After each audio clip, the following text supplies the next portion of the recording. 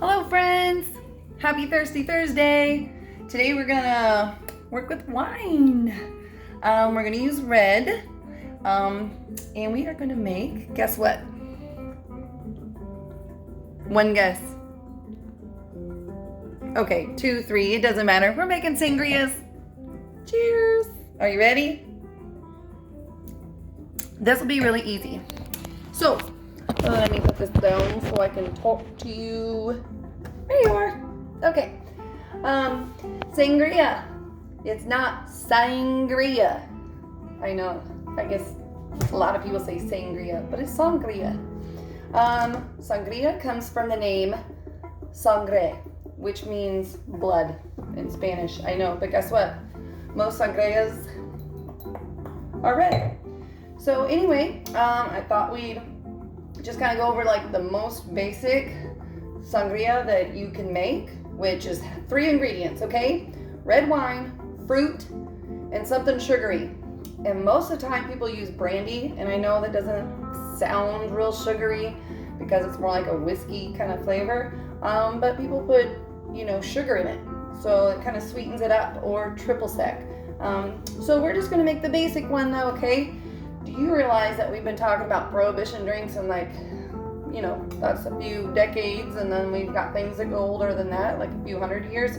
The sangria is actually almost 2,000 years old. So it's been around for a while. It's a Spanish cocktail. And also, just a little side note while we're talking about it, in America, we call it sangria,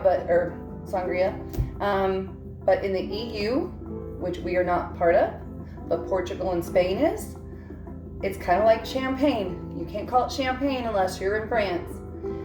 We call it sparkling wine, right? Well, with sangria, it can only be called that in Portugal and Spain if you get it from there, if you're part of the EU. But America is not. So we can make as many sangrias as we like. So that's what I do. Okay. The basic one, like I said, is red. Okay. But there's white, and they're like a lot of times in the summer you can make it with peach and pears and the strawberries, and sometimes they can put strawberries in this, but the basic ones are usually an orange, a lemon, and most of the time an apple. And I like to use the green apples because they stay firm. So if you marinate it, a sangria can last days in the fridge. So you want something that's going to be hearty and be able to put up with that. Okay. So what I did before we started this is I chopped up all my fruit, the orange, the green apple, and a lemon, and I put a cup of brandy in it. Now I will tell you something, when it comes to the wine and the brandy and things that you put in a sangria, is it doesn't have to be really expensive. It's a wine cocktail, a Spanish cocktail. You're gonna mix everything together, so it doesn't have to be the most expensive stuff. Now when it comes to just wine, yes, I definitely like a good wine, but you don't need to put a $30 bottle of wine in this, okay? The only thing I'll tell you about the wine is you don't want it to be, you can have a dry wine, but most of the time you want to make sure it's like some kind of fruity wine, and by that I mean it's got hints of the flavor. I don't mean necessarily a syrupy one. You just don't want it to be real tanniny.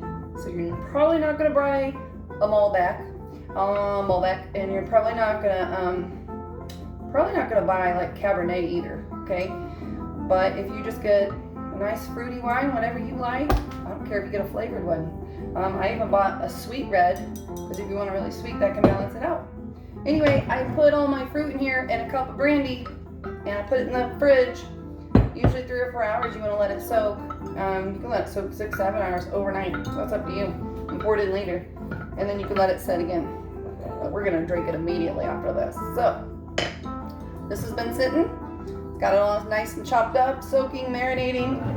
Now we're going to pull our wines in it. 1 cup of brandy usually for 2 bottles of wine. Okay? You can shimmy it however you want. But typically, 2 bottles of wine, 1 cup of brandy. And then your fruit, I'm usually like a cup of fruit per bottle. So I put 2 cups of fruit in this. I still have more I can add to it later. 2 cups of fruit. Okay, I want to show you something really fun.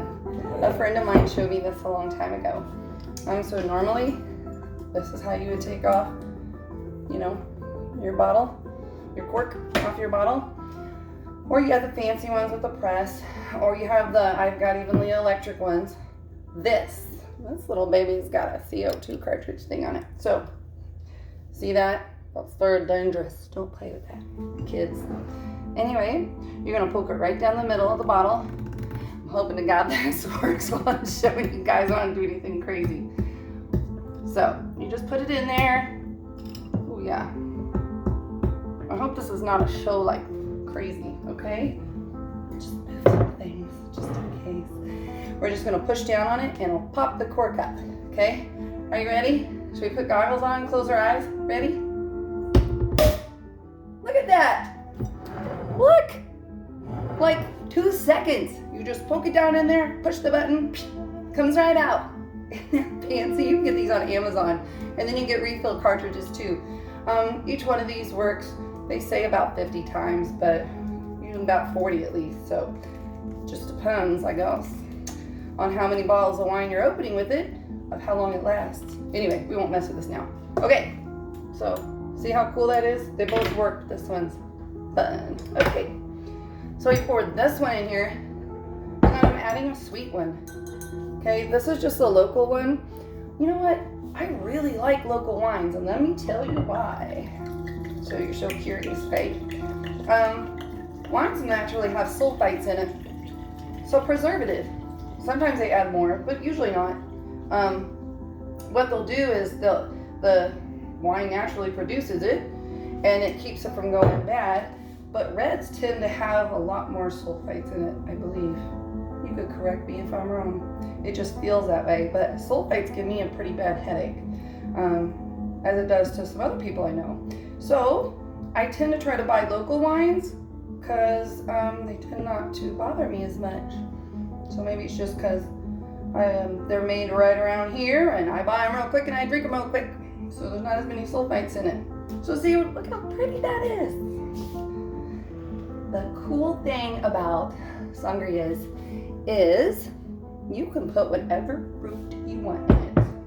There's all kinds. In the white sangrias, I like to put, like I said, peach. That's a good one in the summertime. And you can add some bubbly. I'm gonna add some Sprite, or like a club soda, sparkling water, something like that. So we're gonna pour one of these in here. Normally I'd put it back in the fridge and then let it, you know, sit for an hour till my guests get here. But on this one, we're just gonna go ahead and pour it in. Oops. Let's do it this way. I'm trying to get some fruit. Made a mess. That's okay. I don't mind making messes. It's all cleanable. Is that a word? Okay. Anyway, this is so delicious. Like I said, you can make them however you want. And you know what? Even in Spain, there is a quick, easy way to do it. You never know if you're really getting probably a sangria or what they call it. It is a tinto de verano, which basically just means summer red. It means they took a red wine and put a little lemon soda in it, some ice, made it cold, and there you go. It's just like a sparkling red, I guess. But anyway, apparently it's still pretty popular over there, so it's pretty good. What else did I forget to tell you? This one is so easy. Also, like in the holiday, when you have the red, you can put the pear or pomegranate in it. And I like to make a warm cider. I know that sounds odd, but it kind of reminds you of apple cider, but you warm it up and it's red wine. Oh yeah, and the brandies, they have those in the different flavors.